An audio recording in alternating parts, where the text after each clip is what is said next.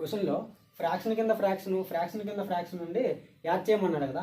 ఇలా fractions add చేసుకుంటూ పోతే కొద్దిగా మనకి టైం పట్టింది.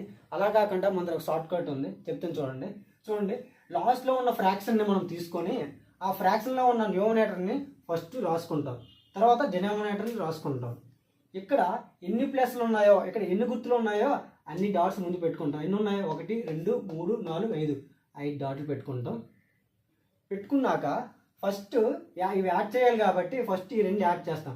యాడ్ చేసాక 2 యాడ్ చేస్తే 5 వస్తుంది. తర్వాత ఈ 2 యాడ్ చేస్తాం, ఈ 2 యాడ్ చేస్తే 8 వస్తుంది. తర్వాత ఈ 2 యాడ్ చేస్తాం, ఈ 2 యాడ్ చేస్తే 13 వస్తుంది. తర్వాత ఈ 2 యాడ్ చేస్తాం, ఈ 2 యాడ్ చేస్తే 21 వస్తుంది. తర్వాత ఈ 2 యాడ్ చేస్తాం, 34 వస్తుంది. ఇలా ఇక్కడ ఎన్ని సింబల్స్ ఉన్నాయో అన్ని డాట్లు పెట్టుకొని ఇక్కడ యాడ్ చేయాలి కాబట్టి యాడ్ చేసుకుంటూ పోతాం.